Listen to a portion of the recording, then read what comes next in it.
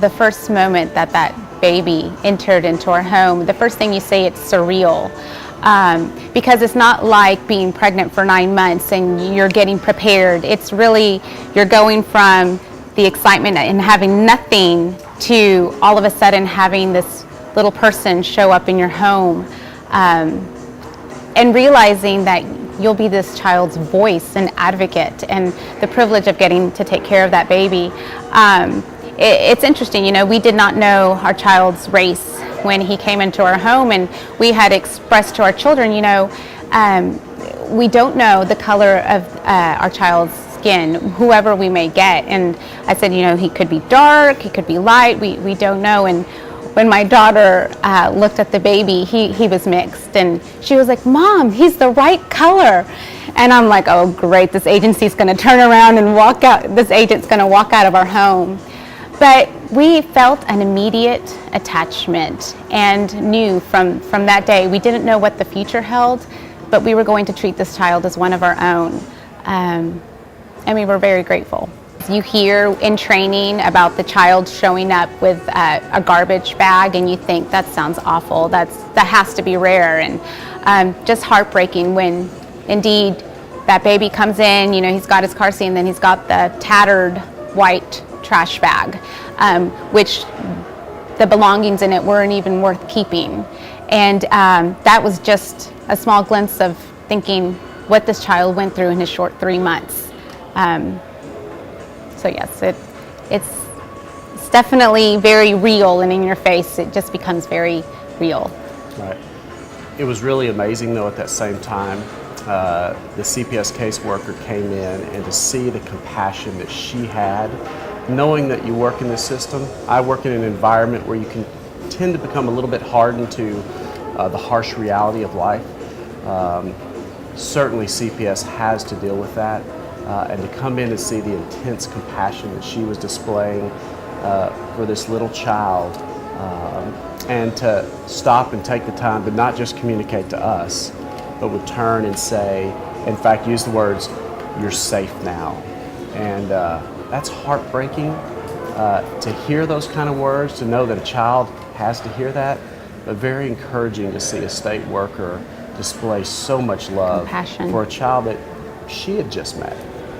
Really, some great stuff came out of that. I think you quickly find out as a foster parent, unless you're living in a community with other foster parents, is that it's a very lonely road.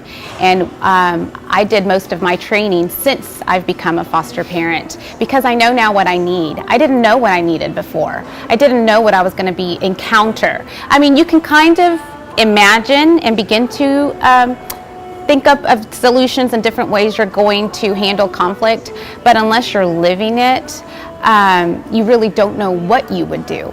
And so I found that it is a lonely road, and I really believe that foster parents need to be part of the initial training, and that A mentoring of sorts, and that when you get licensed, you leave that building and you're on your own. And I believe that foster parents should not leave that building until they have the name of another foster family who is going to mentor them and walk with them and counsel them, or just be there for, hey, just call me anytime you need. We were not prepared, but that's the beauty of it. When you're dealing with humans, nothing is simple. Everything is complex.